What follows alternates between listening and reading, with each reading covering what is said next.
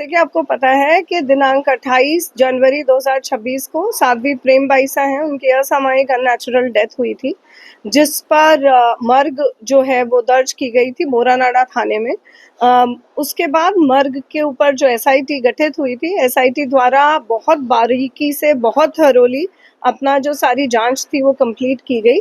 बाद उसके जो निष्कर्ष रिपोर्ट है, जो हमें सारी चीज़ें प्राप्त हुई, उसके बाद निष्कर्ष रिपोर्ट जो है वो उच्च अधिकारियों को प्रेषित की गई, जिस पर प्रकरण पंजीबद्ध किया गया है आज ही की तारीख में बोरानाडा थाने में, और अब उसके ऊपर अनुसंधान चल रहा है। जी मैम, कौन सी धाराओं में मुकदमा दर्ज किया गया, किसके खिलाफ किया अभी प्रथम दृष्टिया जो चीजें आई थी उनको ध्यान में रखते हुए 106(1) भारतीय न्याय संहिता की जो धारा है, जो कॉजिंग डेथ बाय नेग्लिजेंस से संबंधित है, उपेक्षा द्वारा मृत्यु कारित करना, उसमें प्रकरण पंजीबद्ध किया है। जी मैम, इस मामले में नर्सिंग स्टाफ जो देवी सिंह है उनके खिलाफ सिर्फ 106(1) में अभी प्रथम दृष्टिया वही समझ में आया था, जो निष्कर्ष आया है उसमें, इसलिए उन्हीं धाराओं में दर्ज किया गया है।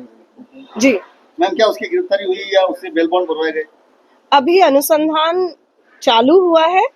समझिएगा आज ही की तारीख में 17/2/2026 को ही प्रकरण पंजीबद्ध हुआ है, तो अभी अनुसंधान चल रहा है। जी अवेलेबल है या 106(1) बेलेबल है, परंतु ये सब चीजें प्रथम दृष्टिया, जैसा कि मैंने आपको बताया, आज ही प्रकरण दर्ज हुआ है, तो अभी अनुसंधान जब तक पूर्ण नहीं होता तब तक कुछ भी फाइनल कहना मुश्किल है, परंतु प्रथम दृष्टिया यही स्थिति है। मैम, जैसे अजय शर्मा जी ने अपने इंटरव्यू में कहा था कि नार्को टेस्ट, वो सब इस स्थिति में होता यदि हमें कोई बहुत ही ज्यादा संदिग्ध परिस्थिति मिलती एफएसएल, विसरा, हिस्टोपैथोलॉजी में, लेकिन ऐसी कोई भी स्थिति नहीं आई।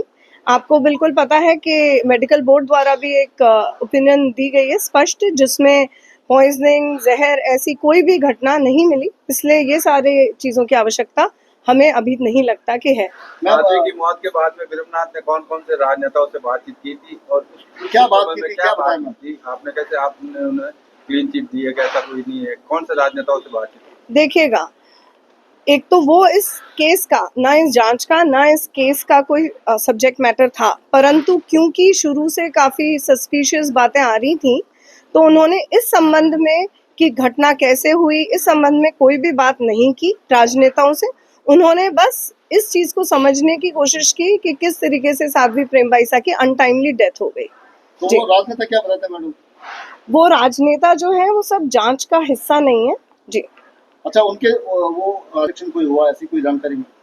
ऐसी कोई भी चीज़, हमने उनके खातों के डिटेल्स मंगाए हैं, ना सिर्फ उनके पिता के भी, और उनका जो ये ट्रस्ट टाइप जो चलता है उसके भी, जनजीव कल्याण के, उनके भी हमने खातों के डिटेल्स मंगाए हैं। उसमें कोई बहुत अजीब सा ध्यान एकदम से चेंज करने वाला ऐसा कोई भी ट्रांजैक्शन हमें नहीं मिला है। मैम, अब साध्वी की मौत के बाद जो उनकी संपत्तियां हैं या ट्रस्ट है, क्लास, इस एंगल से भी जांच की गई?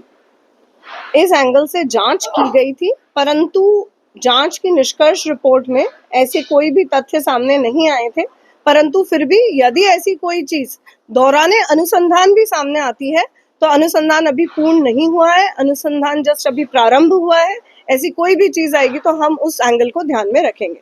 जिस तरह से कंपाउंडर को आपने लापरवाही का दोषी माना, जी, जैसा मैंने आपको बताया कि अभी सिर्फ अनुसंधान प्रारंभ हुआ है, प्रथम दृष्टिया जो स्थिति है अनुसंधान की, उससे मैंने आपको अवगत कराया है। ये सब चीजें जो है ये दौरान अनुसंधान बिल्कुल गहनता से देखी जाएंगी। मैम, एक लास्ट सवाल मेरा ये है, जैसा कि बताया गया कि उनको कार्डिक अरेस्ट आया था, साथ में अस्थमा का अटैक था, ये भी माना जा सकता है कि इंजेक्शन की वजह से कार्डिक अरेस्ट आ सकता है, और ये भी माना जा सकता है कि अस्थमा का जब बड़ा अटैक आता है तो कार्डिक अरेस्ट भी आ जाता है, तो इसको डिफाइन कैसे कर पाएंगे आगे जाके?